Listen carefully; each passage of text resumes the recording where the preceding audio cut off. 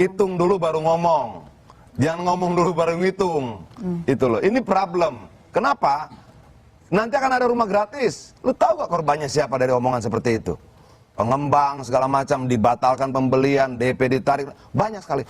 Saran saya menuju 100 hari pemerintahan Pak Prabowo, seluruh menterinya terkait dalam pembicaraan kita malam ini, Menteri Perumahan ini, hitung dulu baru ngomong. Jangan ngomong dulu baru ngitung.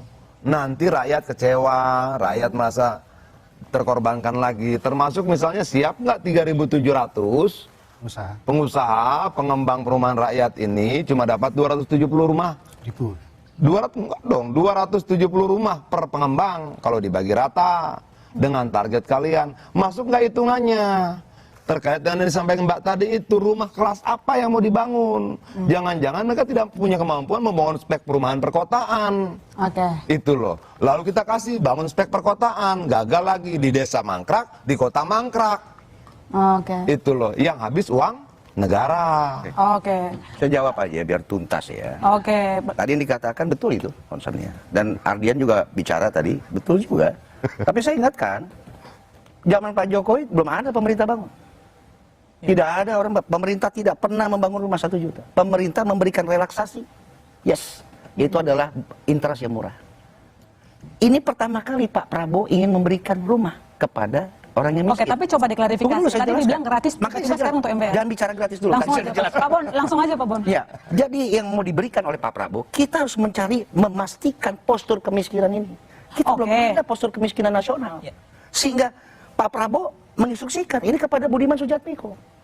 Budiman Sujatmiko sedang membuat postur kemiskinan nasional. Jadi katakan kalau kita bilang orang miskin itu apa? Standar dia gaji pendapat 1 juta atau tidak? Karena dia akan berhak mendapatkan. Kenapa saya bilang tidak akan mangkrak? Karena calon penerima ini adalah orang yang membutuhkan rumah. Beda dengan kasus FLPP. Nah, tapi bedanya dengan pemerintah sebelumnya tentang pemerintah tidak pernah bangun rumah, lalu sekarang pemerintah yang bangun rumah itu gimana ya? Begini, kan kalau sekarang pemerintah bayarin duit, bayarin kan dia membayar. Kalau dulu kan buruh yang bayar. Buruh itu cuma dapat relaksasi. MBR itu. Artinya bahwa ini rumah betul-betul gratis nih. Gratis. 3 juta itu gratis. Betul, gratis. Clear ya? Clear. Wow. Oke, rakyat tidak perlu mencicil. Tidak. Negara mencicil. 600.000 cicilan itu negara yang bayar. Enggak, artinya negara misalnya tagihan cicilan 1,2, negara 600, rakyat 600, atau semuanya ditanggung negara nih? Bukan, 600 kita tetapkan, 600 tipe 36 tanah 70 itu berlokasi di desa. Oke? Artinya ini si pemilik rumah ini, si yang mengambil rumah ini sama sekali tidak bayar rupiah pun? Tidak. Clear ya? Clear.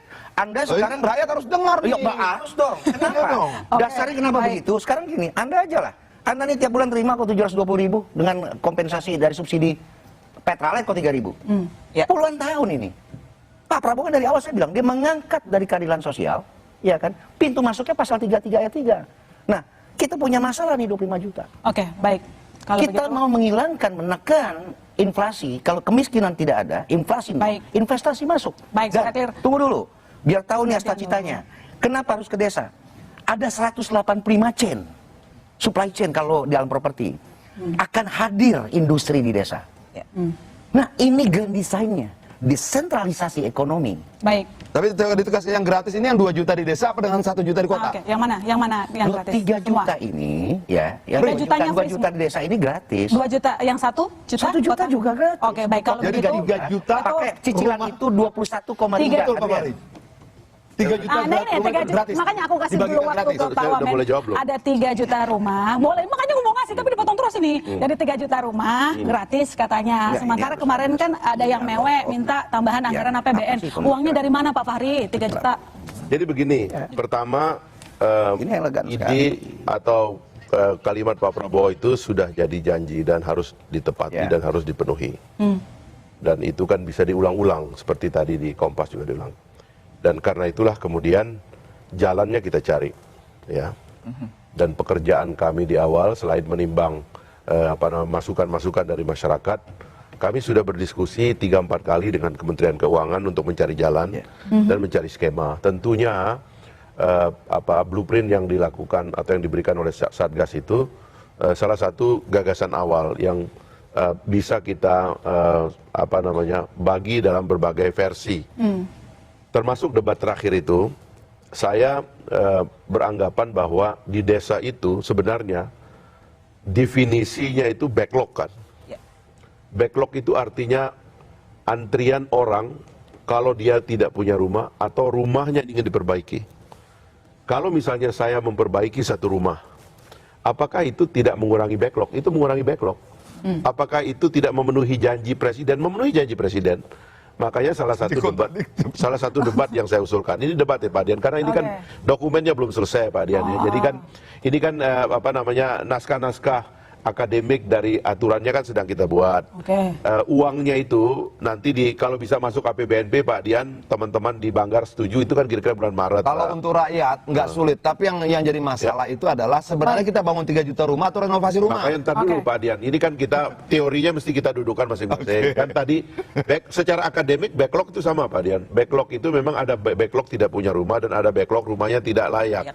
Nah, menyelesaikan backlog tidak punya rumah dan tidak layak rumah itu sama sebenarnya. Bukan soal definisinya, tapi negara mau membagikan 3 juta rumah gratis atau rumahnya sekian juta, ya itulah sekian definisinya. Mohon maaf Pak Dian, ini kita harus agak akademik sedikit nih, bahwa backlog itu ada 2, backlog tidak punya dan backlog RTLH. Ini bukan soal definisi. Jadi yang gratis yang gratis yang itu sama-sama, ini semua harus dibereskan. Pernyataannya adalah membangun 3 juta rumah, diuraikan 27 rumah per desa, 2 juta di kota. Tidak ada kata rutilahu, rumah tidak layak huni, tidak ada kata renovasi rumah. Ini murni membangun. Kita lanjutkan nanti bagaimana Bapak? Oh masih ada? Masih ada.